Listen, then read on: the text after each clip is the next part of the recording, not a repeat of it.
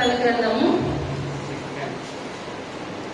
26వ అధ్యాయము మొట్టమొదటి వచనం. అంతటా యూదా జనులందరికీ 14 వాడిన ఉజ్జీయేలు తీసుకొని అతని తండ్రి అయిన అమజ్యాకు బదులుగా రాజుగా నియమించి అతడు ఎలకలను కట్టించి రాజుకు తన తండ్రి అతని వివరంతో కూడా నిద్రించిన తర్వాత అది యూదా వారికి తిరిగి వచ్చినట్లు చేసెను. చాలా చిన్న ప్రార్థన చేస్తాం.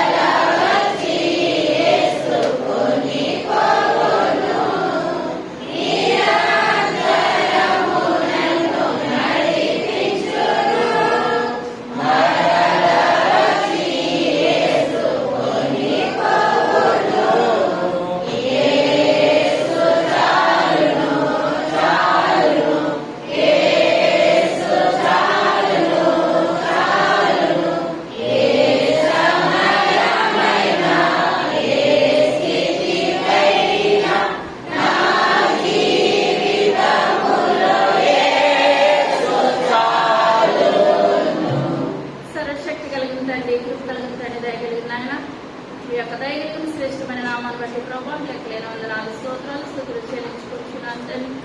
అయా మీ యొక్క దినాన్ని ప్రభావ నాయన ఉద్యోగం గురించి వాక్యం చెప్తుండగా ప్రభావ నాయన నన్ను మరుగుపరచండి నాయన.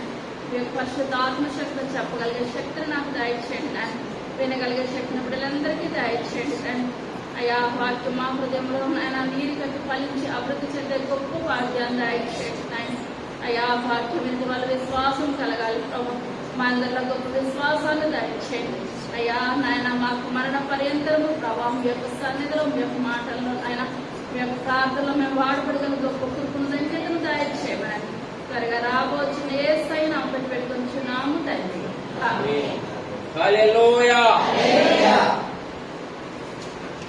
చదివాడు మళ్ళీ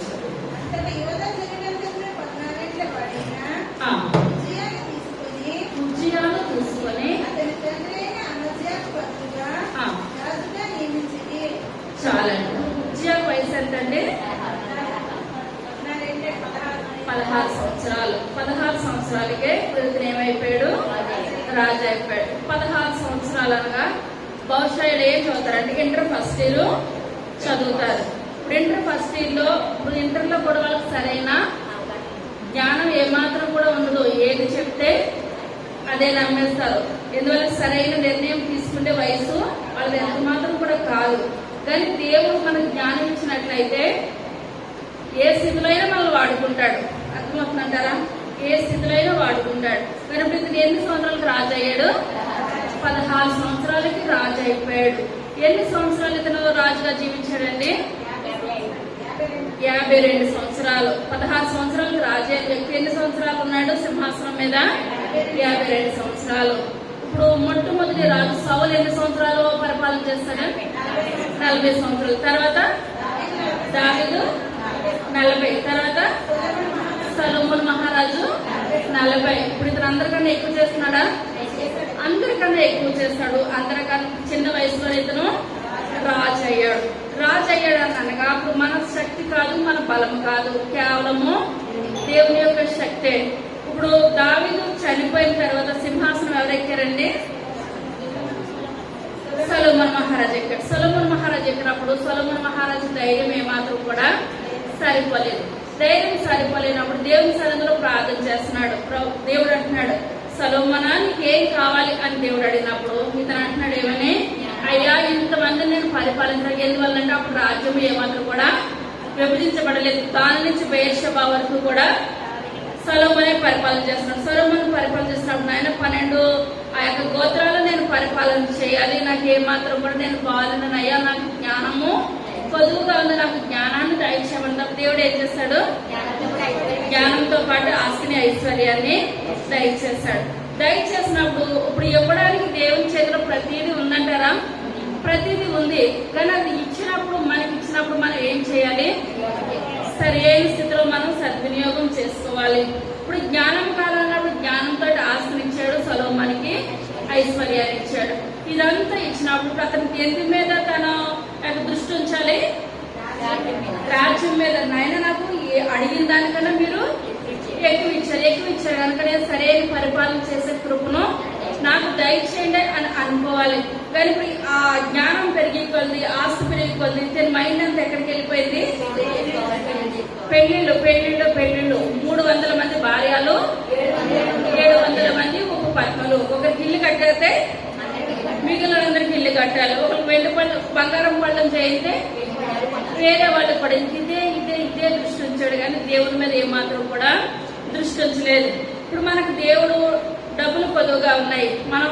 మనకి ఒక 10,000 కావాలనుకోండి, మనం దేవుని ఇంకా ఎక్కువ అడిగాం. 1,00,000 రూపాయలు అడిగాం. 1,00,000 రూపాయలు అడిగిన మనకు ఉన్న అవసరం కానీ ఎక్కువ అడిగామా? మనకు 10,000 అయితే సరిపోతుంది. దేవుని ఎంత అడిగాం? 1,00,000 రూపాయలు అడిగాం. 1,00,000 రూపాయలు అన్నప్పుడు దేవుడు 1,00,000 రూపాయలు 2 లక్షలైనా ఇస్తాడు. ఎంతైనా ఇవ్వగలిగిన శక్తి ఆయనలో ఉంది. కనుక మనం ఇచ్చింది మనం ఏం చేయాలి? సద్వినియోగం చేసుకోవాలి. అది సద్వినియోగం చేసుకోవడం మానేసి మనకున్న 10,000 అప్పు కూడా తీర్చుకోకుండా దేవుడు ఇచ్చింది కూడా మనం వేస్ట్ చేసేస్తే దేవునికి ఏమనిపిస్తుందండి? బాగా కోపం అనిపిస్తుంది. రెండో రోజు మరలా మనం అడగడానికి సరిపోము, ఆయన ఇవ్వడానికి కూడా సరిపోడు. ఇక్కడ సొలొమోను మహారాజు కూడా కేవలం ఇప్పుడు ఏం చేస్తాడంటే తన జ్ఞానాన్ని ఎందుకు పనికి రాకుండా తన జ్ఞానాంతటిని వేస్ట్ చేసేస్తాడు. తన కాలంలోనే ఇప్పుడు రాజ్యం ఏమైపోయింది?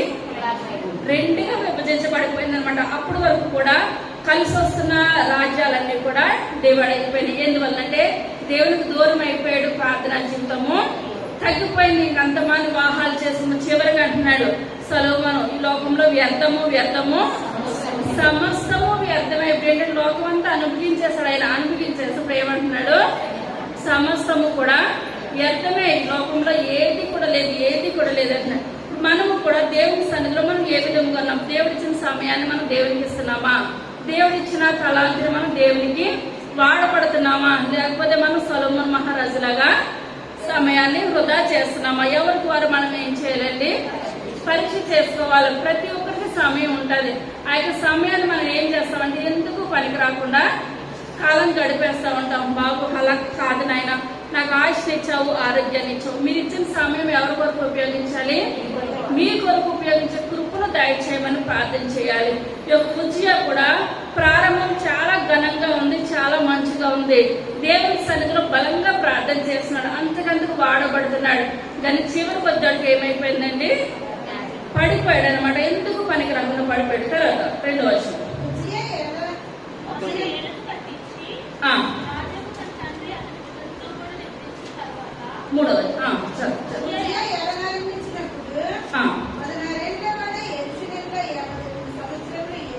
యెరూషలేములో ఎన్ని సంవత్సరాలండి? 52 సంవత్సరాలు ఎలనారంభించను. అతని తల్లి ఎక్కడ స్త్రీ అంటండి? యెరూషలేము కాపురస్తురాలు. తర్వాత ఆమె పేరేంటండి? యెకొల్యా. అనగా దేవుని యొక్క రక్షణ లేక దేవుని యొక్క శక్తి. ఏంటండి తల్లి పేరేంటి? యెకొల్యా. అనగా అర్థం ఏంటి? దేవుని యొక్క రక్షణ లేకుంటే దేవుని యొక్క శక్తి. తర్వాత యెకొల్యా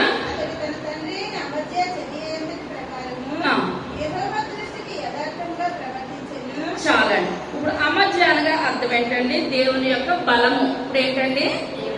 దేవుని యొక్క బలం. తల్లిదండ్రులు ఇద్దరు దేవుని సన్నిధిలో ఉన్నారా? ఉన్నారు. ఇప్పుడు తండ్రి పేరు ఏంటి? అమజ్య. అనగా దేవుని యొక్క బలము. తల్లి పేరు యెకొల్యా.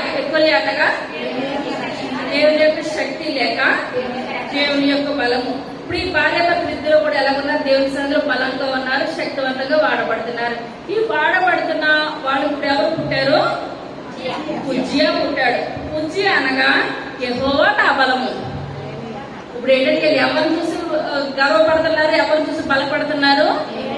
దేవుని చూసి దేవుని చూసే మనం ఈ లోకంలో దేని చూసి కూడా గర్వపడడానికి లేదు. ఎందువల్లంటే శరీరాశ, నేత్రాశ, జీవనం ఇవన్నీ వల్ల ఇది తండ్రి వలన పుట్టిన వ్యక్తి మాత్రం కూడా కాదు. మనము బలపడుతున్నాము, గర్వపడుతున్నాము. దేనికి అతిశయపడాలండి?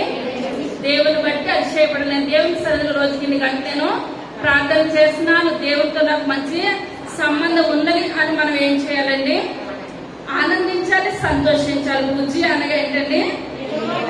యెహోవా నా బలము. ఇప్పుడు తండ్రి పేరు అమ్మజీ. అమ్మజీ అనగా దేవుని యొక్క బలము. తర్వాత తల్లి పేరు ఎకోలియా. ఎకోలియా అనగా దేవుని యొక్క శక్తి, లేకపోతే దేవుని యొక్క రక్షణ. కుమారుడు యెహోవా నా బలము. వీళ్ళు ముగ్గురు కూడా దేవుని సన్నిధిలో అంతకంతకు ఏం చేస్తున్నారండి? వాడబడుతున్నారు. తర్వాత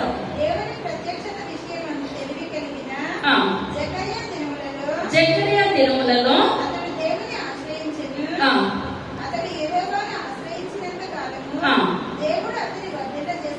చాలండి. ఇప్పుడు ఇంత రాజైనా సరే ఇతను ఎవరు పాదాల దగ్గర కూర్చుంటున్నాడండి? జకర్యా గారి పాదాల దగ్గర. ఇప్పుడు మనం ఎన్ని తెలివితేటలు ఉన్నప్పుడు ఆదివారం మనం ఎవరి పాదాల దగ్గర కూర్చోవాలి? దేవుని పాదాల దగ్గర కూర్చోవాలి. దేవుని పాదాల దగ్గర కూర్చోవాలంటే దేవుడే వచ్చి మనకు బోధిస్తాడా? బోధించడు, సేవకులు బోధిస్తారు. ఇప్పుడు సేవకుల దగ్గర ఇతను ఏం చేస్తున్నాడు? ఎంత రాజైనా సరే ఎవరి దగ్గర నేర్చుకుంటున్నాడు? జకర్యా గారి దగ్గర. ఆ జకర్యా గొప్ప ప్రవక్త, ఆయన దేవునితో ఎక్కువ సంబంధం ఉన్న మనిషి. ఇప్పుడు అతని దగ్గరకు వచ్చి ఉజ్జియా, ఇప్పుడు మనకి చిన్న పోస్ట్ వచ్చిందంటే మనం ఏం చేస్తామండి? గర్వపడిపోతాం. గర్వపడిపోయి మొట్టమొదటిగా మానేసేది ఎక్కడికి? దేవుని సన్నిధానానికి మానేస్తాం. ఏమన్నంటే నాకేముండదు, టైం ఉండదు. మెయిన్ ఏముండదండి? టైం ఉండదని అంటాం. కానీ ఇప్పుడు ఆ జకర్యా గారి యొక్క ఆ మాటలు ఆలోచిస్తూ జకర్యా గారు ఏది చెప్తే అది ఎవరు చేస్తున్నారు? ఉజ్జియా చేస్తున్నాడు. ఇప్పుడు మెయిన్ ఏంటంటే తల్లిదండ్రులు భక్తిగా పెంచారు. ఇప్పుడు అతను నేర్చుకున్న సేవకుడు కూడా మంచిగా పెంచాడు. ఇందులో తేడా చేసేది ఎవరు కూడా లేదు. వీళ్ళందరూ వాడబడేది ఎవరి సన్నిధిలో వాడబడుతున్నారు? దేవుని సన్నిధిలో వాడబడుతున్నారు. ఇప్పుడు తల్లిదండ్రులు అంటున్నారు, నువ్వెంత రాజైనా నువ్వు ఆ యొక్క దైవ జనతకు నువ్వేం చేయాలి? నువ్వు దేవుని కొరకు ఆలకించు, దేవుని మాటలు విను, దేవుని కొరకు నువ్వేం చేయాలి? వాడబడాలి, వాడబడాలి, వాడబడాలి. యెహోవా మన బలము తప్పించి మనకు రెండోది ఏంటి కూడా లేదు అని చెప్పి కొలిది కూడా. ఇప్పుడు తల్లిదండ్రుల ప్రార్థన బలం ఎక్కువైంది, దైవజన్ యొక్క ప్రార్థన బలం ఎక్కువైంది. ఈ బలాలన్నింటితో ఉజ్జియా ప్రార్థన శక్తి కూడా ఎక్కువైపోయింది. ప్రతి విషయము ప్రతి నిమిషము కూడా ఉజ్జియా ఎవరి సన్నిధిలో ప్రార్థన చేస్తున్నాడంటే దేవుని సన్నిధిలో ప్రార్థన చేస్తున్నాడు. అతను ప్రార్థన చేసే కొద్ది కూడా అతను బహుగా ఇప్పుడు ఏం చేస్తున్నాడు? ఆశీర్వదించబడుతున్నాడు, వృద్ధి చెందుతున్నాడు అనమాట. మనం ఈ లోకంలో దేని వల్ల మనకి శాంతి సమాధానం ఉండదు, కానీ దేవుని సన్నిధిలో గడిపితే మనకి ఏంటండి? నెమ్మది, శాంతి, సమాధానం. మనం గడిపిన ప్రార్థనా జీవితం పిల్ల తరతరాలు దీవెనకరంగా ఉంటది, ఆశీర్వాదకరంగా ఉంటది. తర్వాత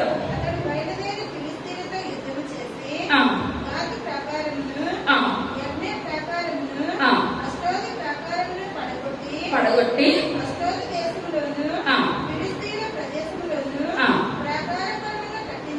కట్టించను.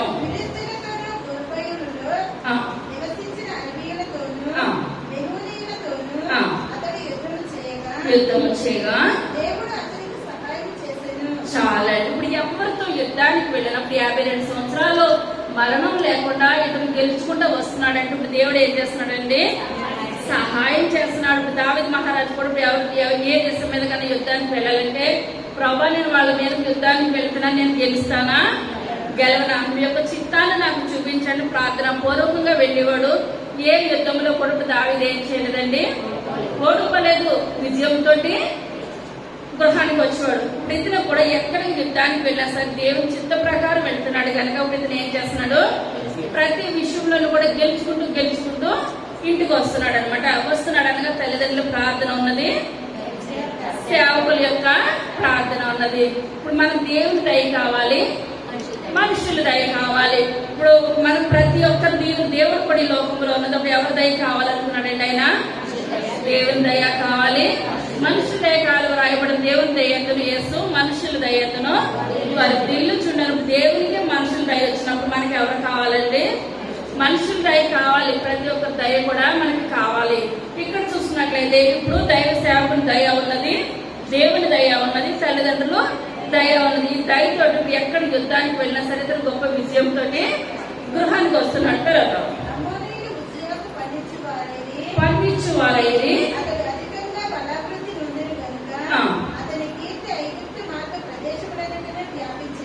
చాలా. ఇప్పుడు మిగిలిన వాళ్ళు ఏం చేస్తున్నారంటే మా దేశం మీద మీరు యుద్ధానికి ఏమాత్రం కూడా రావద్దు, యుద్ధానికి రాకుండా మేము మీకు ఏం చేస్తాము, పండించేస్తాం. ఎందువల్లంటే నువ్వు నా దగ్గరకు వచ్చినట్లయితే మేము ఎలాగా ఓడిపోతాం, ఆ ఓడిపోతామని ముందే వాళ్ళు ఏం చేస్తున్నారు, ఒప్పేసుకుంటున్నారు అనమాట. ఒప్పేసుకొని మేము సంవత్సరానికి ఇంత మీకు ఏం చేస్తాము, పన్ను కట్టేస్తాం కనుక మీరు మా దేశం మీదకి ఏమాత్రం కూడా యుద్ధానికి రావద్దు అని ముందుగానే ఇప్పుడు చెప్తా ఉంటుంటే ఇప్పుడు ఉజ్జియాకి ఇప్పుడు ఆస్తి ఏమైపోతుంది, అంతకంతకి పెరిగిపోతుంది, అంతకంతకి ఆశీర్వదించబడుతున్నాడు. తర్వాత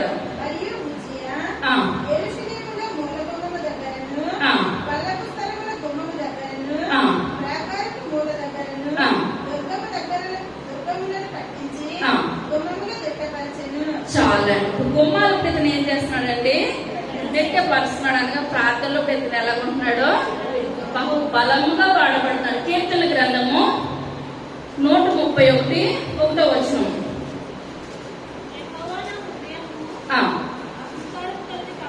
అహంకారము కలది కాదు,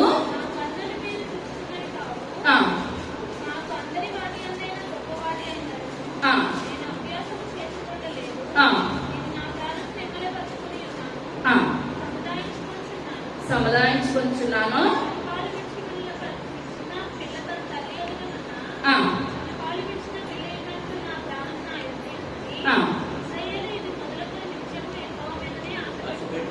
చాలా. ఇప్పుడు కీర్తనకారుడు రాస్తుంది అనమాట. ఇప్పుడు ధ్యానించుకుంటున్నాడు. ఇప్పుడు ఏమంటున్నాడంటే ఉజ్జియా నా హృదయము ఎలాంటిదంటండి, అహంకారం కలిగి కాదంటున్నాడు. అతనే చెప్పేసుకుంటున్నాడు. ఇప్పుడు ఇదే మాట సొలొమోను లాస్ట్ లో ఒప్పుకున్నాడా, నేను ఏ పాపం చేయలేదయ్యా, నేను ఒక స్త్రీతోటే వివాహం చేసుకున్నానని చెప్పాడా? అన్నాడు. లోకం ఎంత గడిపినా వ్యర్థం అతను చేసింది అతనికి తెలిసిపోయింది. ఇప్పుడు ఇతను దేవుని సన్నిధిలో న్యాయం కొన్నాడు, యథార్థంగా ఉన్నాడు కనుక ఇప్పుడు మనం అనుకున్నట్లయితే మనం ఒకసారి జ్ఞాపకం చేసుకున్నాం, ఒకరికొకరు వద్దు. ఇప్పుడు చాలా మంది అంటారు వాళ్ళకి ఏంటండి అహంకారం ఎక్కువ, వాళ్ళ ఇంటికి వెళ్తే గర్వం ఎక్కువ, ర్యాష్ గా మాట్లాడతారు, ఇలాగని కొంతమందికి పుకారు వస్తుంది. కొంతమంది ఏమంటారు, ఎంతమంది వెళ్ళినా వాళ్ళు ఎలా మాట్లాడతారు, మంచిగా మాట్లాడతారు. మంచి అన్నది మనం చాలా పడతాడు, చెడు అన్నది ఒక్క నిమిషంలో వచ్చేస్తుంది. కానీ మనము పరీక్షించుకున్నట్లయితే నాయన మీరు నన్ను గుర్తించినప్పుడు, మీరు నన్ను చూసినప్పుడు నేను అహంకారం కలదిగా ఉన్నానా, మంచిగా ఉన్నానా అంటే దేవుడు చెప్పవసరం లేదు. మన ప్రవర్తనను బట్టి మనకే అర్థమైపోతుంది. రోజుకి కయ్యమంటున్నామా, నెమ్మదిగా ఉంటున్నామా అన్నది ఒకరు మనకు చెప్పవసరం లేదు. ఇప్పుడు ఈ ఉజ్జియా జీవితానికి ఇప్పుడు ఇతనే సాక్ష్యం చెప్పేసుకుంటున్నాడు. ఏమని, యేసయ్యా నా హృదయం ఎలాంటిది కాదు, అహంకారం కలిగి కాదయ్యా. నాకు చిన్న వయసులోనే 16 సంవత్సరాలకి నన్ను యోధా రాజ్యంలోనే 9వ రాజు అండి. ఎన్నో రాజు, 9వ రాజు అనమాట. ఇప్పుడు 9వ రాజు కింద నన్ను చిన్న వయసులోనే నన్ను నిలబెట్టుకున్నావయ్యా. ఇప్పుడు సేవకులు రాజని నాకు గర్వం చూపించట్లేదు. అక్కడ జకరియా గారు ఏది చెప్తే అది నేను ఆలకిస్తున్నాను, నా తల్లిదండ్రులు ఏది చెప్తే అది నేను ఆలకిస్తున్నాను. ప్రతి విషయంలోనూ కూడా న్యాయం కలిగి నేను ప్రవర్తిస్తున్నానయ్యా. నాలో డబ్బు ఉన్నదన్న గర్వం గానీ, నా దగ్గర పదవి ఉన్నది, నేను చిన్న వయసులోనే రాజు అయిపోయినన్న గర్వం గానీ నాకు ఎంత మాత్రం కూడా లేదయ్యా. ఇతను అనుకుంటున్నాడు నా హృదయం ఎలాంటిది కాదు, అహంకారం కలది ఎంత మాత్రం కాదయ్యా అని అతను ఏం చేస్తున్నాడండి, ప్రార్థన చేసుకుంటున్నాడు. ఆ ప్రార్థన చేసుకుంటుంటే ఆ ప్రార్థనకి దేవుడు ఇంకా ఏం చేసేస్తాడండి, ఇంకా ఆశీర్వదించేస్తాడనమాట. అప్పుడు ఆశీర్వాదం తెచ్చుకోవాలంటే ఆశీర్వాదం వెనకాల ఆశీర్వాదం. మనం కొంచెం డబ్బులు దాస్తున్నాం అనుకోండి, డబ్బు ఏమైపోద్ది, ఎక్కువైపోద్ది. అప్పులకు వచ్చేసామంటే అప్పు మీద అప్పులు ఎక్కువైన వాళ్ళకి ఏముండదండి, రెండవ మంది సెలవు ఉండదు అనమాట. అలాగే ఇతనికి ఎలా ఉన్నది, అతని హృదయం ఆనందంతో ఉన్నది, అహంకారం లేదు, నెమ్మది ఉన్నది, శాంతి ఉన్నది, సమాధానం ఉన్నది. అదే కీర్తన గ్రంథము 139వ అధ్యాయము 23వ వచనం.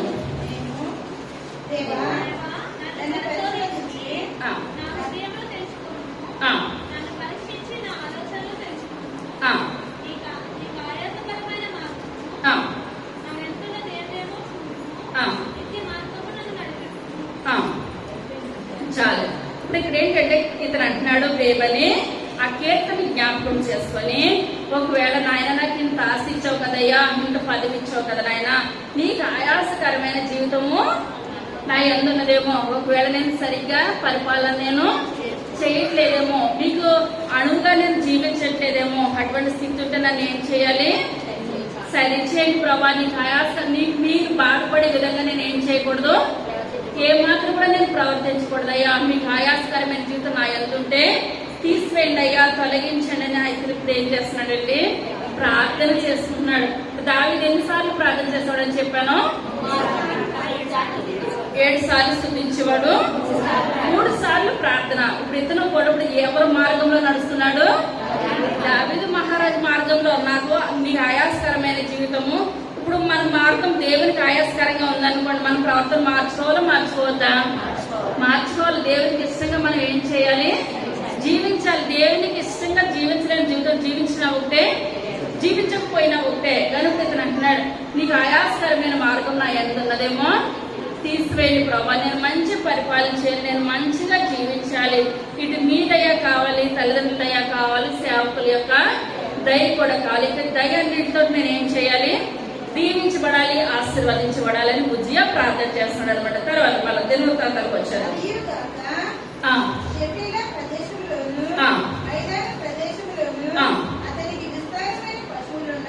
విస్తారమైన పశువులు ఉండగా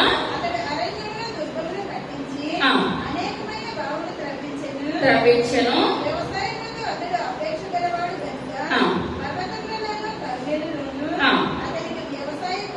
వ్యవసాయకులను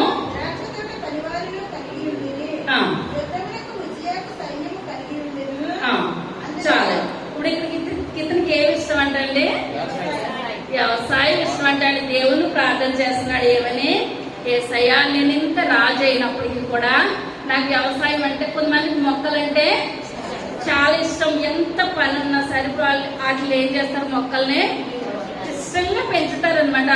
ఆ మొక్కలు కూడా అంతకంతకు ఏం చేస్తాయి, ఫలిస్తాయి. ఇప్పుడు అందరికీ కూడా మొక్కలు పెంచాలన్నది అందరికీ ఉంటది కదా, అంత ఇంట్రెస్ట్ చూపించరు అనమాట. అది చెంటి పిల్లల కన్నా ఎక్కువ ఏం చేయాలి, మొక్కలనే పెంచాలి, చూడాలి. కానీ ఇప్పుడు ఇంత రాజు అయినప్పుడు మొక్కలు పెంచడం అవసరం అంటారు. ఇప్పుడు ఇతనికి మళ్ళా దేవుని సన్నిధిలో ప్రార్థన చేస్తున్నాడు, యేసయ్యా నాకు ఏమి ఇష్టం, వ్యవసాయం అంటే ఇష్టమయ్యా, నేను వ్యవసాయం కూడా చేస్తాను, వ్యవసాయం మీరు ఏం చేయాలి, ఆశీర్వదించాలి యేసయ్యా అంటే, దేవుడు అంటున్నాడు, ఉజ్జియా నీకు వ్యవసాయం నువ్వేం చేస్తావు చెయ్యి. ఇప్పుడు మనం వ్యవసాయం చేయడం గొప్ప కాదు, కానీ ఆ పంట మనకి ఏమి రావాలి, చేతికి రావాలి. ఇప్పుడు ఉజ్జియా పంట ఇప్పుడు ఏమొస్తుందండి, చేతికి వస్తుంది. ఇప్పుడు వ్యవసాయం మీదే బ్రతికిన వాళ్ళు పంట వస్తేనే వాళ్ళకి ఏంటండి ఆధారం, లేకపోతే లేదు. పంట రాకపోతే తినడానికి లేదా, ఉన్నది పిల్లల తరాలు తిన్నా తరగలేని ఆస్తి ఉన్నది. కానీ ఇతను ఇష్టంగా దేవుణ్ణి అడుగుతున్నాడు, ప్రతిదీ దేవుణ్ణి అడుగుతున్నాడు అన్నమాట. దేవుణ్ణి అడగకుండా ఏది కూడా చేయట్లేదు. మనం అంటాము దేవుడికి చెప్పకుండా చేసేస్తాము, మనకి లాస్ వచ్చేస్తే ఏమంటాము, ప్రభా రాంగ్ స్టెప్ వేసేసాము. మరి ముందు అడగాలి కదా, ముందు అడగము. అంత మునిగిపోయిన తర్వాత నాయన నేను ఏం చేస్తాను, రాంగ్ స్టెప్ వేస్తానంట. కానీ ఇతను దేవుణ్ణి అడుగుతున్నాడా, దేవుణ్ణి అడుగుతున్నాడు. ఇప్పుడు ఎంత రాజు అయినా సరే నాకు వ్యవసాయం ఇష్టం అన్నప్పుడు దేవుడు ఉజ్జియా నువ్వేం చేస్తావు, వ్యవసాయం చేయి. మళ్ళీ ఇప్పుడు ఇతనికి ఏమి ఇష్టం అంటున్నాడండి, పశువులు అంటే ఇష్టం అంటున్నాడు. ఇప్పుడు వ్యవసాయం పశువులు అంటే ఎంత కష్టంగా ఉంటది, చాలా కష్టం. ఇతను చేసేదే పెద్ద రాజు. ఇప్పుడు రాజు అయి ఉండి ఇప్పుడు ఇతను ఏమేం కావాలంటున్నాడు, పశువులు కావాలి, పశువులు అంటే నాకు ఇష్టం అంటున్నాడు, వ్యవసాయం అంటే నాకు ఇష్టం అంటున్నాడు. యేసయ్యా నన్ను ఆశీర్వదించండి అని అంటే పశువులు దేవుడు ఏం చేస్తున్నాడండి, అంతకంతకు ఆశీర్వదిస్తున్నాడు. ఇప్పుడు ఏంటంటే మనము చేసేది చిన్న పని అయినా దేవుని యొక్క ఆశీర్వాదం ఉన్నట్లయితే దాన్ని ఏం చేస్తాడు, దేవుడు బహుగా ఆశీర్వదిస్తాడు. దేవుని చిత్తం లేకుండా మనం ఏది చేసినప్పటికీ కూడా ఎక్కడేసిన గొంగలంటే అక్కడే ఉండిపోతుంది. కానీ ఇప్పుడు ప్రతిదీ దేవునికి ఇష్టం అనిపిస్తుంది. దేవుని అడగకుండా దేవుని చేయకుండా ఇప్పుడు ఏది కూడా చేయట్లేదు. ఇప్పుడు ఏమన్నాడు, ఫస్ట్ ఏమన్నాడండి ఆయన, వ్యవసాయం ఇష్టమయ్యా అంటే విజయాన్ని ఏం చెయ్యి, వ్యవసాయం చెయ్యి. ఇంకోటి ఏమన్నాడండి, పశువులు అంటే ఇష్టం అంటే ఆయన ఏమన్నాడు, విజయాన్ని ఏం చేస్తావు, నీకు చెయ్యి, నేను ఏం చేస్తాను, అంతకంతకు ఆశీర్వదిస్తాను. ఇప్పుడు యాకోబు వెళ్ళాడు, ఎక్కడికి వెళ్ళాడు, తన మామ దగ్గర పదనారాముకి వెళ్ళాడు. వెళ్ళినప్పుడు అతని మామ ఆస్తి ఎంత ఉంది, పశువులు కొంచెంగా ఉన్నాయి. ఎప్పుడైతే యాకోబు అక్కడ అడుగు పెట్టాడో పశువులు ఏమైపోయినాయి, అంతకంతకు. ఎందువల్లంటే దేవుని యొక్క బిడ్డలు ఉన్న దగ్గర దేవుని యొక్క కృప అత్యధికంగా ఉంటది. వాళ్ళ మామ కనుక్కున్నాడా, యాకోబు వచ్చిన తర్వాత నేను విస్తరించబడుతున్నానని కనుక్కున్నాడు కనుక ఇతను మరలా తిరిగి వాళ్ళ తల్లిదండ్రుల ఇంటికి రాకుండా ప్రయత్నించాలని ఎంతో చూస్తాడు. కానీ దేవుడు మాట ఇచ్చాడు, 20 సంవత్సరాల తర్వాత నువ్వు ఎక్కడికి వచ్చేస్తావు, మరలా తిరిగి మరలా ఇక్కడికి వచ్చేస్తావు, బేతేలికి వచ్చేస్తావని దేవుడు ప్రమాణం చేశాడు.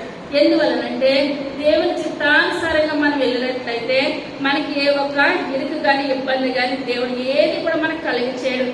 ఒక పూట వస్తుంచే జీవితం కూడా దేవుడు మన జీవితంలో ఎంత మాత్రం కూడా ఇవ్వడు. కానీ ఏంటంటే ఇతను అభివృద్ధి చెంది కొద్ది ఇప్పుడు ఇతనే ఉన్నాడు. ఇప్పుడు ఇతను ఏమనాలి, అయ్యా నేను రాజు ఒక పరిపాలన చేసే ఇంటికి వచ్చి నాకు ఏముండదు, టైం ఉండదు, నాకు ప్రార్థన చేయడానికి సమయం ఉండదు అని పక్కగా తొలగిపోవచ్చు. కానీ తొలగిపోవటం లేదు. మరలా పశువులను ఎత్తుకున్నాడు. అయినా దేవుని సన్నిధులు, నాయన ఇది చూడకపోతున్నాను, అది చూడకపోతున్నా, నాకు ఏముండదు, సమయం ఉండదు అని అంటారు. మళ్ళీ ఇంకోటి ఏం పెట్టుకున్నాడండి, వ్యవసాయం పెట్టుకున్నాడు. ఇప్పుడు ఎన్ని పెట్టుకున్నా దేవుని సమయం ఏం చేస్తున్నాడు, ఇతను దేవునికి ఇచ్చేస్తున్నాడు. దేవునికి ఇచ్చేసి కొద్ది కూడా దేవుడు ఇతను ఏం చేస్తున్నాడండి, అంచులంచులుగా ఇతన్ని ఆశీర్వదించేస్తున్నాడు. తర్వాత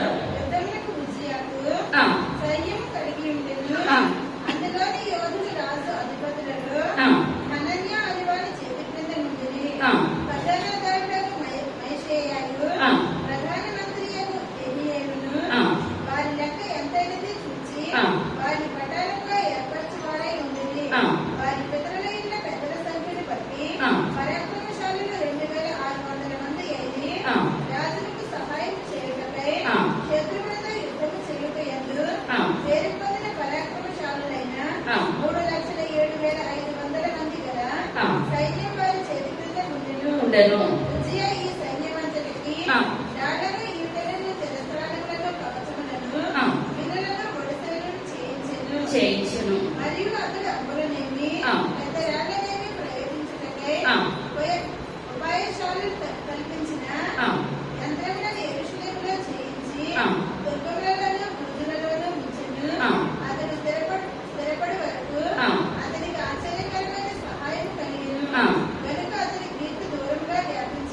చాలా ఇప్పుడు ఇతనికి యుద్ధం చేసే వాళ్ళు ఉన్నారు. ప్రతిదీ కూడా సైనికులు ఎలా ఉన్నారండి, లక్షల్లో ఉన్నారు. వేల మీద కూడా కాదు, లక్షలలో ఉన్నారు. ఇప్పుడు ఎంత మంది ఉన్నప్పుడు వాళ్ళందరూ కూడా అన్ని రకాలుగా దేవుడు సహాయం చేస్తున్నాడు. ఇతను కూడా మంచిగా చూస్తున్నాడు. చూస్తూ ఉంటుంటే ఇప్పుడు ఇతని కీర్తి యెరూషలేములోనే కాదు, ఎక్కడెక్కడికి వెళ్ళిపోయింది, దేశాలు వ్యాప్తించేసింది. పలానా చోట ఉజ్జియా మనిషి ఉన్నాడు, అతను ఎక్కడ అడుగు పెడితే అక్కడ ఆశీర్వాదం. వ్యవసాయం ముట్టుకుంటే వ్యవసాయము, పశువులు ముట్టుకుంటే పశువులు. అతను చిన్న వయసులో ఇతను ఏమైపోయాడు, రాజు అయిపోయాడు. ఇతనికి వేరే దేశం వాళ్ళు మా దేశం మీదకి యుద్ధానికి రావద్దని వాళ్ళకి ఏమి ఇస్తున్నారు, పన్నిచ్చేస్తున్నారు. ఆయన ఇంత స్థితిలో ఉన్నా సరే ఇతనికి ఎవరికి లోపడుతున్నాడు, దేవునికి లోపడుతున్నాడు. ఇప్పుడు చిన్నవాళ్ళు ఎవరి గురించి చెప్పుకుంటున్నారండి, ఉజ్జియా గురించి చెప్పుకుంటున్నారు. పెద్దవాళ్ళు కూడా ఉజ్జియా గురించే. ఆ చుట్టుపక్కల ఉన్న దేశాల వాళ్ళందరూ కూడా ఇదే మాట నోరిపితే ఉజ్జియా కీర్తి ఎక్కడెక్కడెక్కడెక్కడికో వెళ్ళిపోయింది అనమాట. ఈ విధంగా చెప్పుకుంటుంటే మన కీర్తి ఎప్పుడైతే బయటికి వెళ్ళిపోయిందో, దేవుని కృప ఎప్పుడైతే మన దగ్గర ఉందో, మనం ఎవరికి దగ్గర అవ్వాలంటే దేవునికి దగ్గర అవ్వాలి. ఇప్పుడు అంతకంటే ఇక్కడ వరకు కూడా ఇతనిలో గర్వం రాలేదు, అహంకారం రాలేదు. ఇతని కీర్తి అక్కడికక్కడ ఎంతో దూరం వెళ్ళిపోయేసరికి ఇతనిలో ఎవరు కూర్చున్నారంటే అపవాది కూర్చున్నాడు, సాతాను కూర్చున్నాడు. మనం ఏ మాత్రం కూడా సాతానికి చోటు ఇవ్వడానికి ఏ మాత్రం కూడా దీనిలేదు. ఏ రకంగా వచ్చేస్తుంది అంటే ఆ రకంగా వచ్చేస్తుంది. కానీ ఇప్పుడు ఇతను కీర్తి ఎక్కువగా వెళ్ళినప్పుడు ఇతను ఎవరికి దగ్గర అయిపోవాలి? దేవునికి దగ్గర అయిపోవాలి. కానీ ఇప్పుడు ఇతను ఎవరికి దగ్గర అయిపోయాడంటే సాతానికి దగ్గర అయిపోయాడు. తర్వాత స్థిరపడిన తరువాత చాలా ముందు ఏమొచ్చేస్తుందండి? గర్వం వచ్చేస్తుంది. మనకు నాశనానికి ముందు ఏమి నడుస్తుంది? గర్వం. ఎప్పుడైతే గర్వం నడిచేసిందో మనకి ఏమైపోతుంది? మనకి నిమిషంలో మనం పైకి వెళ్ళాలంటే ఎన్నో సంవత్సరాలు పడుతుంది. కింద పడిపోవాలంటే ఒక్క సెకండ్, ఒక్క నిమిషం చాలు. ఇప్పుడు వరకు కూడా ఇతరులో గర్వం రాలేదు. మనం ముందుకు వెళ్ళని చెప్పుకున్నాం కదండి, నా హృదయము అహంకారం కలది కాదు. అతనే చెప్పేసుకుంటున్నాడు, నాయన నా హృదయం దేనితో నిండలేదు, అహంకారంతో నిండలేదయ్యా అంటున్నాడు. ఇప్పుడు 2వ కీర్తనలో ఇప్పుడు అతను ఏమంటున్నాడండి? 139వ కీర్తనలో, నీకు ఆయాసకరమైన మార్గం నాలో ఉన్నదేమో తీసివేయండి ప్రభావ. అంటే నాలో గర్వంగా అహంకారంగా ఉన్నదేమో మీరేం చేయాలి? తీసివేయాలి. ఇంకా అతను గర్వపడందే, ఒకవేళ పడిపోయేనేమో నాలో ఉన్నది తీసివేయండి అంటున్నాడు. ఇది ప్రతి దాంట్లో దేవుడు ఆశీర్వదించిన తర్వాత ప్రతి స్థిరపడిపోయిన తర్వాత ముందుగా వచ్చి కూర్చున్నది ఏంటంటే గర్వం. ఇతనిలో భయంకరమైన గర్వం వచ్చేస్తుంది. గర్వం వచ్చినప్పుడు ఈ కీర్తన జ్ఞాపకం చేసుకోవాలి కదా. ఇతను, నాయన ఒకవేళ నాలో గర్వం వచ్చేస్తే గర్వాన్ని మీరు ఏం చేయాలి? తీసివేయండి ప్రభావాన్ని ప్రార్థన చేసుకోవాలి. కానీ ఇంకా ఆ దుష్టుడు అతనిలో కూర్చొని ఏ మాత్రం కూడా బయటికి రావట్లేదు. తర్వాత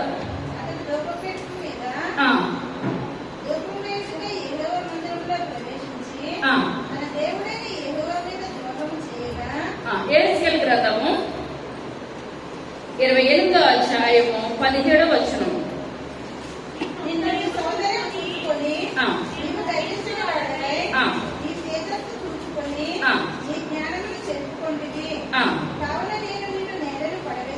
పడవేసెదను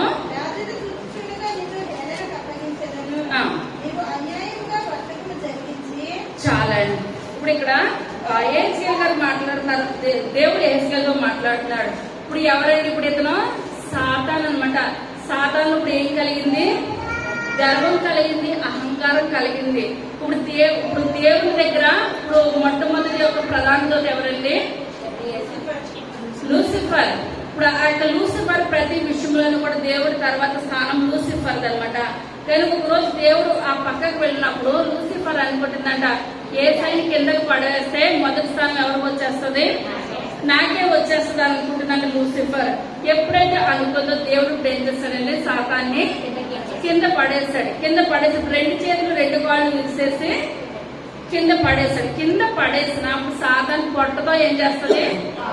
పాకిరేస్తుంది. చేతులు కాళ్ళు లేకుండా పొట్టతో లోకమంతా కూడా నాదే, లోకమంతా కూడా నాదే అని తిరిగేస్తుంది అనమాట. ఇప్పుడు ఇక్కడ ఏహెజ్కేలు గారితో దేవుడు చెప్తున్నాడు, ఇప్పుడు సాతాను ఇప్పుడు ఏం కలిగిందండి? గర్వం కలిగేస్తుంది. ఎప్పుడైతే గర్వం కలిగిందో ఇది ఎక్కడి నుంచి పడిపోయింది? పరలోకంలో నుంచి కింద పడిపోయింది.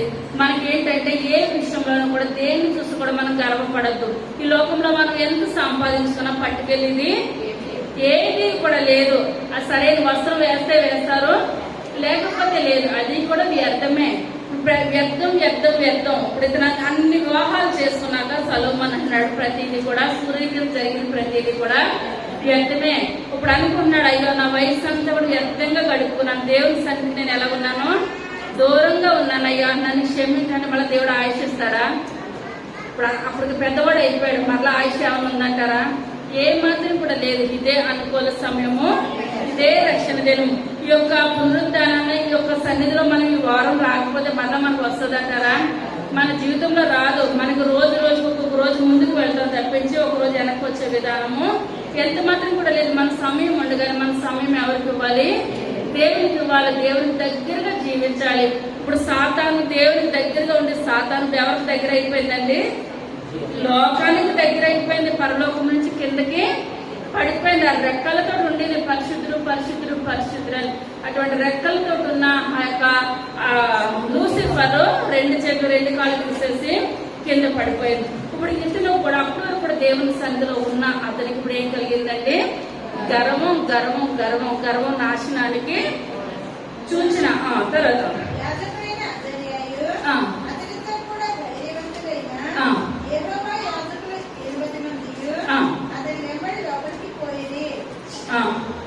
వారు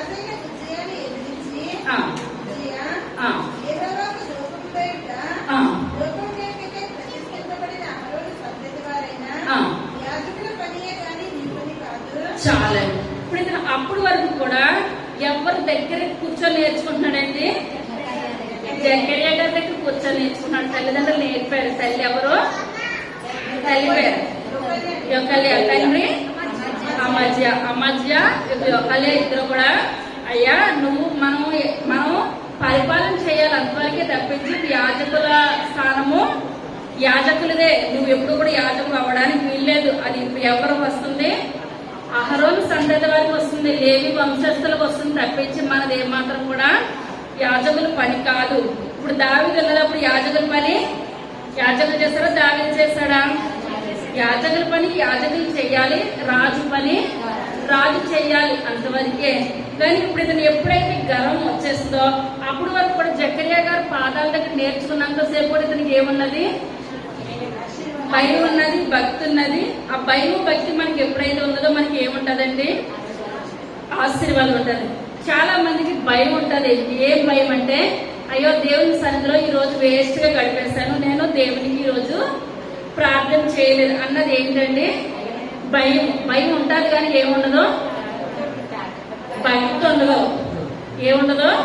ఇప్పుడు భయం ఉంది, ప్రయోజనం ఉందంటారా? భక్తి లేనిది ఏమాత్రం కూడా లేదు. కొంతమందికి భక్తి ఉంటుంది, 24 గంటలు ప్రార్థన చేస్తారు కానీ భయం లేని పనులు చేసేస్తారు. భక్తి ఉంటది, రోజుకి 2 గంటల 45 నిమిషాలు అంటే 10 గంటలు ఇస్తారు కానీ భయం లేని జీవితం దేవునికి అంగీకారమా? ఏమాత్రం కూడా అంగీకారం కాదు. మనకు భయం ఉండాలి, భక్తి ఉండాలి. రెండు ఉన్నట్లయితేనే దేవుడికి మనం ఎలా ఉంటాము? ఇష్టంగా ఉంటాము, దగ్గరగా ఉంటాము, దీవెనకరంగా ఉంటాము, ఆశీర్వాదకరంగా ఉంటాము. ఇప్పుడు యొక్క ఉజ్జియాకి భయము భక్తి రెండు ఉన్నప్పుడు అంతకంతకు ఆశీర్వదించబడ్డాడు. ఇప్పుడు ఇతరులో భక్తి వెళ్ళిపోయింది, భయం అయిపోయింది. అప్పుడు వరకు కూడా జకర్యా గారు ఏది చెప్తే అది నేర్చుకున్నాడు. నేను యాజకుడు కాదు, యాజకుడి దగ్గర నేను ఏం చేయాలి? నేర్చుకోవాలి అన్నంతసేపు కూడా ఇతను బాగున్నాడు. ఇప్పుడు ఇతను అనుకుంటున్నాడు గాడు కూడా అతని యాజకుడు ఏమైపోయాడు? ఇప్పుడు దాకా నేర్చుకున్నాను కదా, నేను యాజకుడు కాదా అని అంటే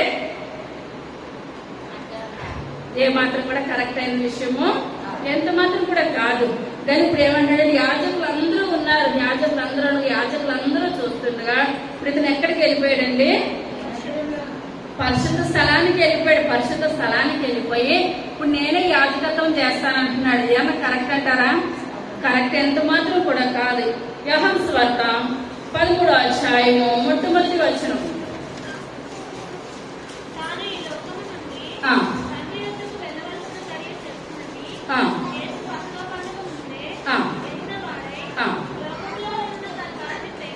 ప్రేమించి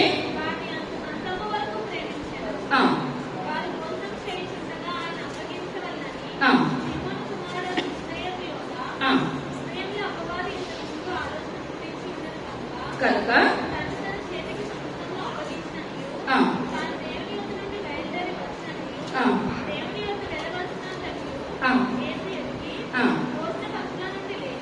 లేచి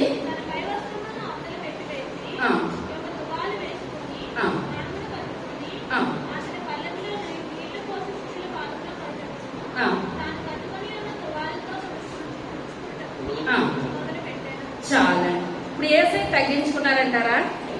ఈ లోకంలోకి వచ్చి తగ్గించుకున్నారు. కానీ అదే స్థితిలో ఇప్పుడు ఎప్పుడైతే ఆ ముక్కని ఎవరు తింటారో అందరూ తింటారు. ఇస్కరియోతు నోట్లోకి వెళ్ళినప్పుడు ఏం కలిగింది? అపవాది వెళ్ళిపోయింది. ఇప్పుడు అపవాది వెళ్ళిపోయినప్పుడు ఇప్పుడు వెంటనే ఇప్పుడు అతను ఎవరు పట్టించేస్తాడండి? ఏసైని పట్టించేస్తాడని తెలిసింది కూడా అతను నోట్లో పెట్టారా? ఏసయ్య ఇస్కరియోతు నోట్లో పెట్టారా? ఎందువల్ల తగ్గించుకున్నారు.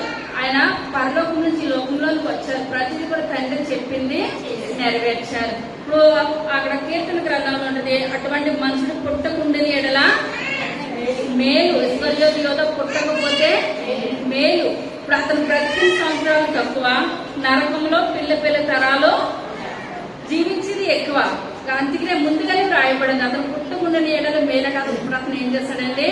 పుట్టేశాడు. ఏసైనా ఏం చేస్తాడు? అతను అప్పగించేస్తాడు. కానీ ఆ స్థితి అప్పగిస్తాడన్న స్థితిలో కూడా ఏసయ్య ఆ టవలు నడుము కడుమని తగ్గించుకున్నాడు అనమాట. ఆయన దేన మనసు కలిగి ఇప్పుడు అందరికీ పెట్టిన తర్వాత అందరి పాదాలు కూడా ఆయన ఏం చేస్తాడండి? కడిగారు. కడిగిన తర్వాత మనం చెప్పుకున్నాం కదా, మన తర్వాత అంతా కూడా జరిగింది. ఆయన పట్టించేస్తుంది ఇదంతా కూడా. ఇదంతా చేస్తారని తెలిసి కూడా తెల్లారులైతే శిష్యులు ఎవరు కూడా ఎవరి దగ్గరికి రాదు. ఇంత పాదాలు కడిగినా ఏసై దగ్గరికి వచ్చారంటారా సిలువేస్తుంటే? ఎవరు కూడా రాలేదు. కానీ రారని తెలిసింది కూడా దేవుడు ఏం చేశాడండి, తగ్గించుకున్నారు. అప్పటికి రాకపోయిన తర్వాత వాళ్ళు ఏం చేశారు, మరణ పర్యంతరము కూడా భయంకరమైన శ్రమలు సువార్తలు ప్రతి ఒక్కరు కూడా అప్సాక్షి అయిపోయారు. ప్రతి ఒక్కరు కూడా దేవుని కొరకు జీవితరిపోయే సూర్యోదయ ఒక్కడు తప్పించి. కానీ ఇప్పుడు ఇంత దేవుడే ఇప్పుడు నన్ను అప్పగించేస్తాను, నన్ను సిలివేస్తారని తెలుసుకున్న సమయంలో కూడా తగ్గించుకొని ఆయన టవలు కట్టుకొని శిష్యులు పాదాలు కడిగారు కదా. కానీ ఇప్పుడు కొంచెం చేపట్లయితే రాజు అయిపోయాడు అనుకుంటున్నాడు. ఏమని, నేను వ్యవసాయంలో కడిగేస్తే నాకు వ్యవసాయం వచ్చేస్తుంది, కాక పశువుల్లో కడిగి పెడితే పశువులు వచ్చేస్తున్నాయి, నేను యుద్ధానికి వెళ్ళకుండానే యుద్ధం వాళ్ళు ఇప్పుడు నాకు ఏం చేస్తున్నారు, వేరే పక్క దేశాల వాళ్ళు నాకు డబ్బు ఇచ్చేస్తున్నారు. ఇంక ఇది దేవుని వల్ల కాదు, కేవలము నా యొక్క శక్తి, నా యొక్క బలమే.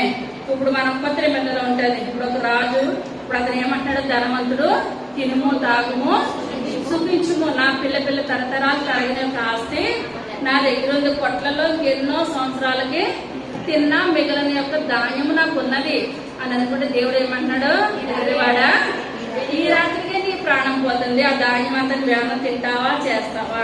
మనం సంపాదించుకున్నదంతా కూడా మనం తినడానికి కూడా మనకి ఏముండాలండి, ఆయుష్ ఉండాలి. ఇప్పుడు ఆయుష్తో పాటు మనకు ఇంకోటి వచ్చేసింది, ఏముండాలి, ఆరోగ్యం ఉండాలి.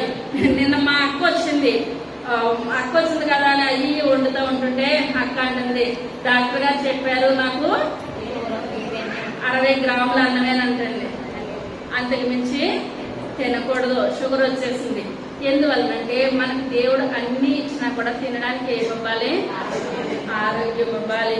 రుచియాకి దేవుడు అన్ని ఇచ్చాడు, కానీ ఇప్పుడు అన్ని ఇచ్చిన పితల్లో ఏం కలిగింది, గర్వం వచ్చేసింది అనమాట. అప్పుడు ఎప్పుడైతే గర్వం వచ్చేసిందో అనుకుంటున్నాడు, ఇప్పుడు కూడా నేను సేవకుల యొక్క మాట ఆలకించాను, మరి ఏసైకి అన్ని శ్రమలు చేసి ఆయన గర్వం వచ్చిందంటారా?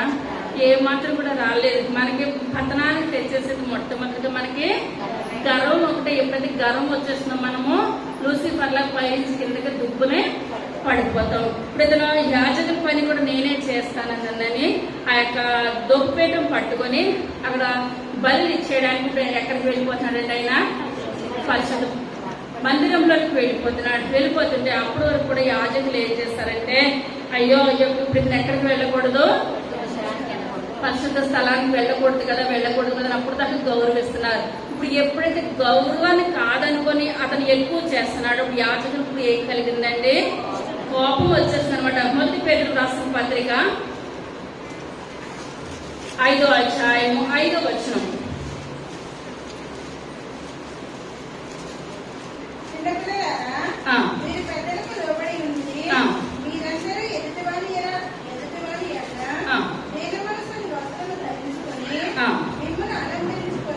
చాలా మనలో ఏముండాలండి, దీన మనస్సు వస్త్రం. మీకు వస్త్రం ఎవరికి లేదు, ఉజ్జయ లేదనమాట. ఆయన వస్త్రం తీసివేయబడిపోయింది అనమాట. ఎప్పుడైతే తీసివేయబడిపోయిందో ఇప్పుడు ఇతనికి ఇప్పుడు దేవుడు దూరం అయిపోతున్నాడు. ఇప్పుడు మనకి ఏముండాలంటే దేవుడి సన్నిధిలో ఉన్న మనకి దీన మనస్సు అని వస్త్రం ప్రతి ఒక్కరు కూడా మనము ధరించుకోవాలి. యేసయ్య యొక్క మందిరానికి వెళ్తున్నాను, నాలో అహంకారం ఉన్నట్లయితే తీసివేయండి ప్రభా, సరి అయిన జీవితాన్ని నాకు దయచేయండి నాయనాన్ని మనం ప్రార్థన చేసుకోవాలి. ఇప్పుడు అక్కడ సేవకులందరూ ఉన్నారు. రాజు అయితే అప్పటి వరకు కూడా రాజు అని గౌరవించారు. గౌరవించినప్పుడు మనం ఏం చేయాలంటే గౌరవాన్ని నిలవబెట్టుకోవాలి. మనము గౌరవించినంతసేపు ఎదుటి వాళ్ళు మనకి ఏమి ఇస్తారో గౌరవిస్తారు. ఆ గౌరవాన్ని మనం నిలబెట్టుకోకపోతే వాళ్ళకి కష్టమని మనకు గౌరవాన్ని ఇస్తారంటారా?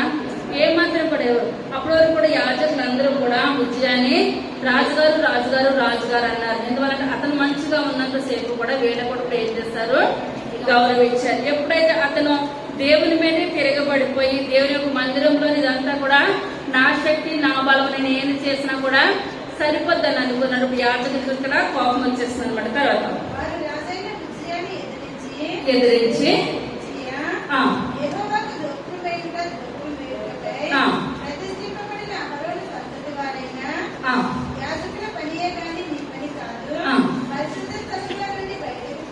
బయటికి పొమ్ము,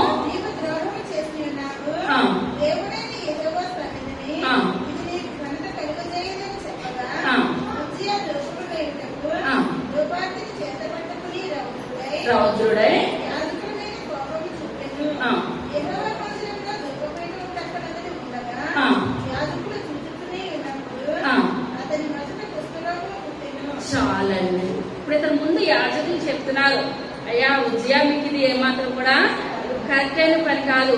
ఇప్పుడు చాలా మంది ఏం చేస్తారు, ఇప్పుడు డబ్బున్న వాళ్ళు కరెక్ట్ అయింది చేయట్లేదు అనుకో, వాళ్ళు ఏమంటారు, ముఖం మీద చెప్పగలుగుతారా? ఒక ఎమ్మెల్యే గారే వస్తారు, వచ్చిన తర్వాత మీ పరిపాలన బాగాలేదండి అని ముఖం మీద ఎవరైనా చెప్తారా?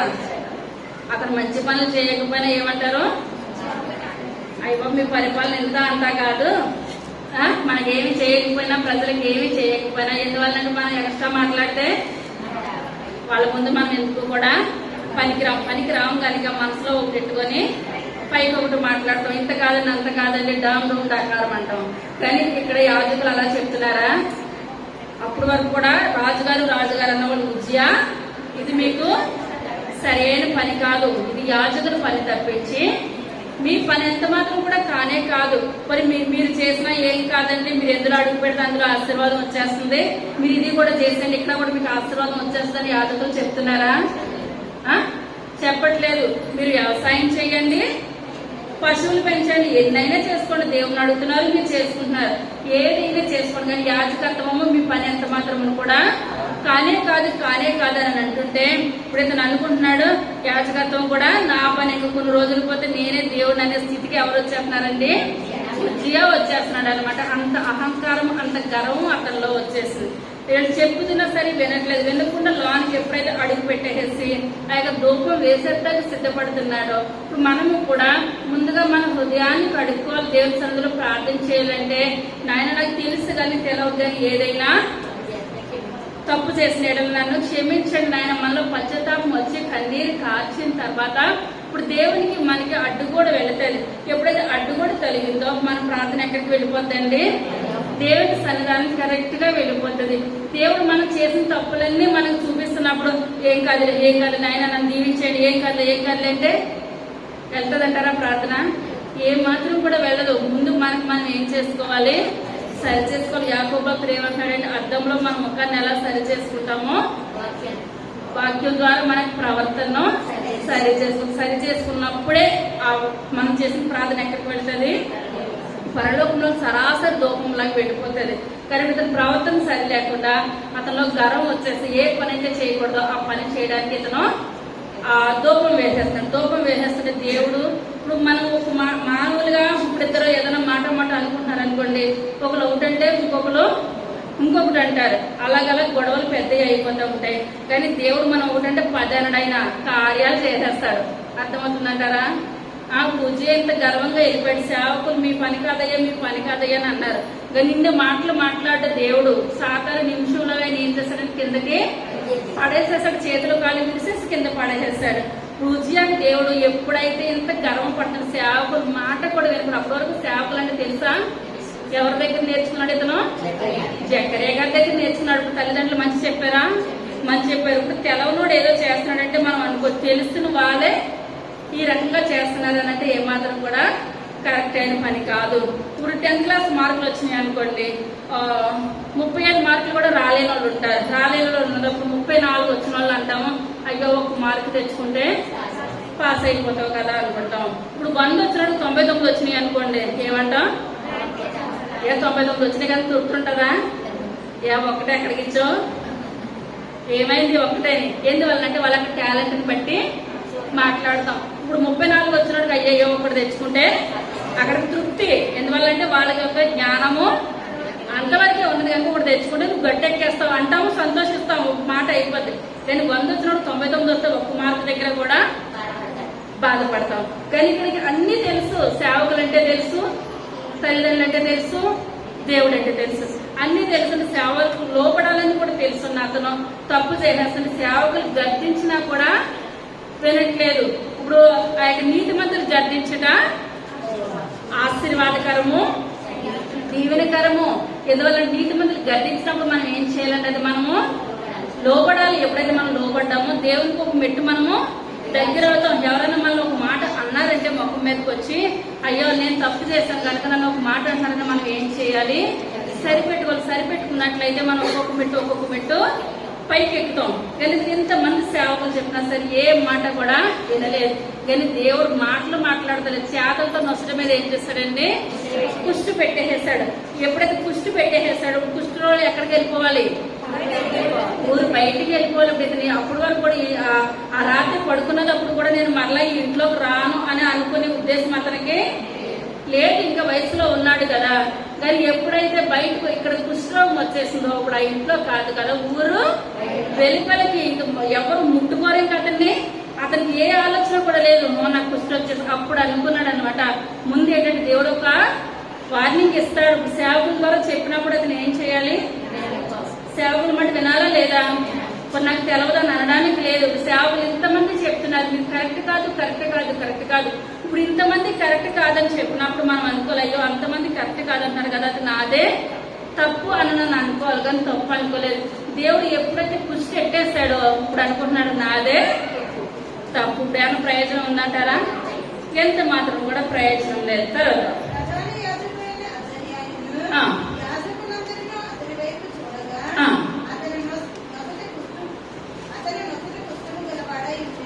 చాలా సామెతల గ్రంథము 29వ అధ్యాయము 23వ వచనం.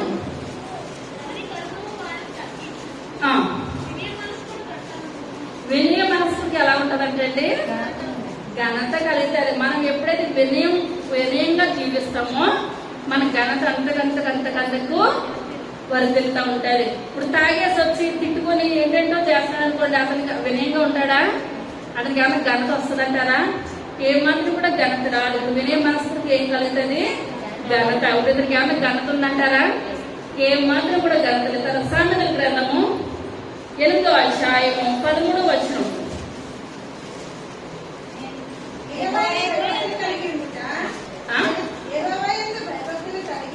యెహోవా యందు భయభక్తులు కలిగి ఉండుట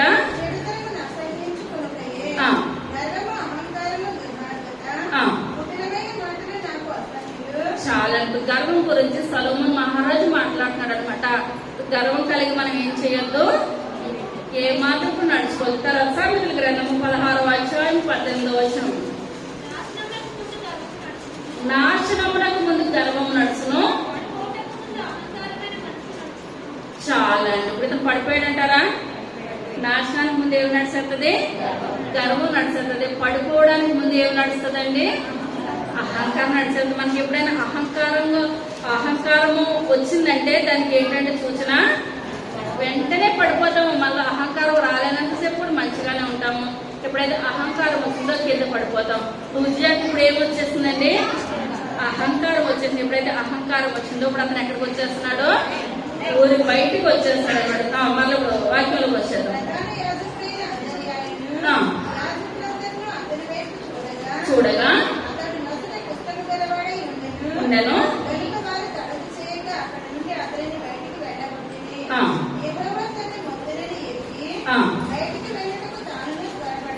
చాలా ఇతను ఏం చేశాడండి?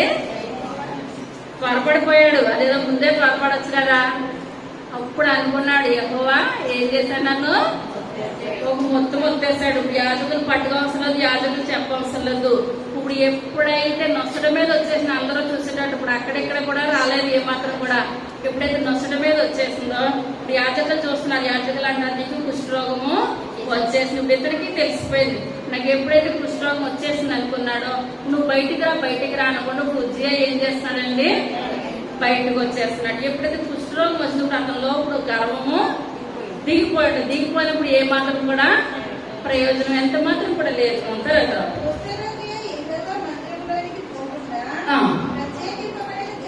ప్రత్యేకింపబడేను కనుక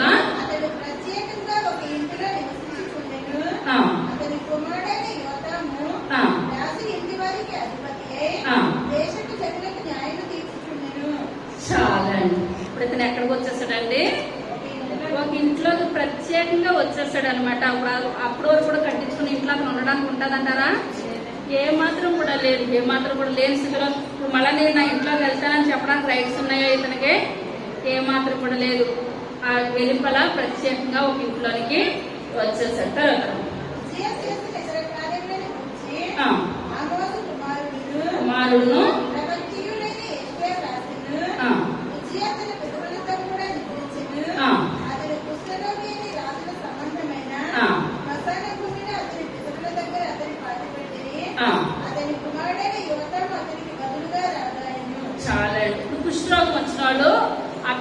సమాధిలో పాతి పెట్టకూడదు కనుక కొంచెం దూరంగా ఇప్పుడు ఇతను ఏం చేశారు, పాతి పెట్టారు. శవం కూడా పితరుల దగ్గర ఉండడానికి ఏమాత్రం కూడా వీల్లేదు. తన జీవితాన్ని పోగొట్టుకున్నాడు, తన బ్రతుకును పోగొట్టుకున్నాడు.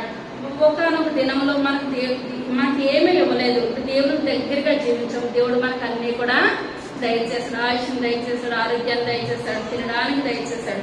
దయచేసిన మనము దేవునికి ఏం చేస్తున్నాం, రోజుకి 24 గంటల్లో మనం దేవుని సమయం దేవునికి ఇస్తున్నామా? ఇప్పుడు ఆదివారం మనం ఏం చేయాలి, ఇప్పుడు అందరిలా కాదు, ఇప్పుడు మన సంఘం ఏంటంటే ప్రారంభ ప్రార్థనకి వస్తున్నారు, చివరి వరకు కూడా ఉంటున్నారు. కానీ ఇది ఇప్పుడు కాదు. ఇప్పుడు ఉజ్జయ కూడా ప్రారంభం ఎలా ఉన్నది, మంచిగానే ఉన్నది, కానీ ఆ ఎండింగ్ ఎలా ఉన్నది, ఏమాత్రం కూడా బాగోలేదు. కానీ ఇప్పుడు అదే ప్రసంగి మాట్లాడుతున్నారు, కార్యారంభం కంటే కార్యాంతము మేలు. మనం మొదలు పెట్టాము, ఇప్పుడు 1 రోజు 2 రోజులు, 1 సంవత్సరం 2 సంవత్సరాలు కాలేదు. మన పరిగె ఎక్కడి వరకు పెట్టాలి, గురియతో చివరి వరకు మన మరణ పర్యంతరము పరిగి పెట్టాలి. మా పాప అంటుంది, అమ్మ ఈ రోజు ఏమన్నా స్పెషల్ 10 గంటలకు అందరూ పరిగెలెట్టేస్తున్నారు, రాజక్క వాళ్ళు అంటుంది. ఈ రోజు స్పెషల్ ఏముంది అని ఆలోచిస్తున్నాను ఇంట్లో ఉండి. ఎందుకు అలా పరిగెలెట్టి ఎవరెవరి పేర్లో చెప్పింది పరిగెలెడుతున్నారంటే, లేదమ్మా ప్రారంభ ప్రార్థన డాడీ ప్రార్థన చేసేస్తున్నారు కదా, అందుకని ఏం చేస్తున్నారు, శ్రీదేవి కూడా పరిగెడుతుందంట, టింకు పరిగెడుతుందంటే ఎవరెవరి పేర్లో చెప్తుంది. కానీ ఇప్పుడు మనం ఏం చేయాలి, ఇప్పుడు అప్పుడు కాదు. ప్రతి వారం లేకుండా అయ్యో ఈ రోజు నేను వచ్చేసాను పాస్టర్ గారు పైకి లేకుండా అనలేదు కాదు. ఇక్కడ నోటు మాటతో కాదండి, మనకి పేరు ఎక్కడ ఉండాలి, జీవ గ్రంథంలో నిలబడాలి. 1 సంవత్సరం 2 సంవత్సరాలు కాదు, మన ఊపిరినంత వరకు కూడా మనం అనుకోవాలి, అయ్యో పోయిన వారం ఆవిడ గుడికి వచ్చింది కదా, ఈ వారం ఆవిడ చనిపోయింది. అప్పుడు అక్కడ పొలం గారు ఉండేవారు, చనిపోయే వరకు కూడా 3 అంతస్తులు ఎక్కుకుంటానే వచ్చేది. ఎలా ఎక్కిందో కూడా అర్థం కాలేని పరిస్థితి. ఎప్పుడు వాళ్ళ ఇంటికన్నా కూడా బైబిల్ చేతిలోనే ఉండేది, చదువుకుంటానే ఉండేది. ఎందువల్లంటే మన మంచి ఎప్పుడు తెలుస్తుందండి, చనిపోయిన తర్వాత తెలుస్తుంది. మనం ఇప్పుడే కాదు, చివరి వరకు కూడా పౌలు గారి లాగా మనం ఏం చేయాలి, గురిగద్దకు ఆదివారం ఉందని కొంచెం పెద్దల కడ లేగలి. సాతాన్ అంటే నేను 6 రోజులు లేస్తున్నాను కదా, నీకు 1 రోజు అని అనిపిస్తుంది. 6 రోజులు లేచిన దాంట్లో అది మన కొరకు లేస్తున్నాం, అంతవరకే. మన కుటుంబం గురించి కష్టపడుతున్నాము, మన పిల్లల్ని పోషించుకుంటున్నాము. ఇప్పుడు ప్రారంభ ప్రార్థనకు వస్తే ఇప్పుడు ఎవరికి ఘనత అండి, దేవునికి ఘనత. మన పిల్ల తరాలు దీవెనకరము, ఆశీర్వాదకరము. ఇప్పుడు ఉజ్జయాలా ఉందామా, ఉండొద్దా? ఏ మాత్రం కూడా ఉండొద్దు. మన దేవుడు ఆశీర్వదించే కొద్ది కూడా దేవుడికి మనం ఏం చేయాలండి, దగ్గరగా జీవించాలి. అంత ఆశీర్వదించిన దేవుడిని యాజకుల్ని కాదన్నాను అనుకొని ఇప్పుడు యాజకులు ఏసి పని చేస్తుంటేనే కదా దేవుని కోపం వచ్చింది. మనం చాలా మంది యాజకుల్ని ఏం చేస్తారండి, దూషిస్తారు, నిర్లక్ష్యం చేస్తారు. మనం యాజకులు అంటే ఆ మాట ఎవరిని అన్నట్టు, దేవుని అన్నట్టు. దేవునికి బాధ అనిపిస్తుంది. ఒకవేళ యాజకులు తప్పు చేస్తారా, ఎవరు తీరుస్తారు తీర్పు, దేవుడే తీరుస్తాడు. మనం ఈ లోకంలో తీర్పు తీర్చడానికి మన ఈ లోకంలోనికి రాలేదు. మనం ప్రతిదీ కూడా దేవుడే అన్నాడు, కుమారుడిగా నేను వచ్చాను తీర్పు తీర్చడానికి, నేను ఈ లోకంలోనికి రాలేదు. తీర్పు ఎవరు తీరుస్తారు, తండ్రి తీరుస్తాడు. ఉజ్జయాకు తీర్పు ఎవరు తీర్చాడు, తండ్రి తీర్చాడు. మన తీర్పులన్నీ కూడా తండ్రి తీరుస్తాడు. మనం ఉజ్జయాలా జీవించే జీవితం ఏనాడు కూడా మనకు వద్దు. మనం ఇదివరకు మీద దేవుడు మనం ఒక్కొక్క మెట్టు దేవుడు దీవిస్తున్నాడా, దీవిస్తున్నాడు. దీవించే కొద్ది కూడా మనం ఎవరికి దగ్గర అవ్వాలి, దేవునికి దగ్గరికి అవ్వాలి. దేవుని దగ్గరగా జీవిస్తాను అన్న వాళ్ళు నిల్చోండి. ఉజ్జయాలా ఉండాలన్న వాళ్ళకి ఎందుకు వచ్చాడు, సర్వశక్తి కలిగిన తండ్రి, కృప కలిగిన తండ్రి, దయగలిగిన ఆయన, మీ యొక్క దయగలిగిన శ్రేష్టమైన నామాన్ని బట్టి ప్రభా లెక్కలేని వందనాలు, స్తోత్రాలు చెల్లించుకుంటున్నారు తండ్రి. అయ్యా ఉజ్జయ ఆయన చిన్నప్పటి నుంచి ప్రభా తల్లిదండ్రులు ఇద్దరు మీ యొక్క సన్నిధిలో పెంచారు ప్రభా. అయ్యా ఆయన ఉజ్జయ కూడా బహు బలంగా వాడబడ్డాడు, ఆయన జీవించబడ్డాడు. 16 సంవత్సరాలకే రాజు అయిపోయాడు. అయ్యా అటువంటి ఉజ్జయ బాబు తనలో సాతాను పుట్టింది, అయ్యా అహంకారం పుట్టింది. అయ్యా వ్యవసాయం అంటే వ్యవసాయం ఇచ్చావు నాయన, అయ్యా పశువులంటే పశువులు ఇచ్చావు తండ్రి. అయ్యా అంత ఇచ్చిన మిమ్మల్ని మర్చిపోయి ప్రభా యాజకులనే కాదని బాబు నాయన బాబు అయ్యా మేము మందిరావరంలోకి వెళ్ళి దూపం వేస్తుండగా నాయనకి ఎందువలనంటే ప్రభా అయ్యా యాజకులు చేసే పని యాజకులు చేయాలి, రాజులు చేసే పని రాజులు చేయాలి, ఎవరి పని వాళ్ళదే ప్రభా. అయ్యా యాజకులు కాదని ప్రభా మీ యొక్క సన్నిధిలో దూపం వేయడానికి వెళ్ళినప్పుడు తండ్రి మీరు వెంటనే కృష్ణను కలిగించారు తండ్రి. అయ్యా అతను నాయన 3 వెలుపలికి వచ్చేసాడు నాయన, ఏకాంతంగా వచ్చేసాడు. కుటుంబంలో జీవించడానికి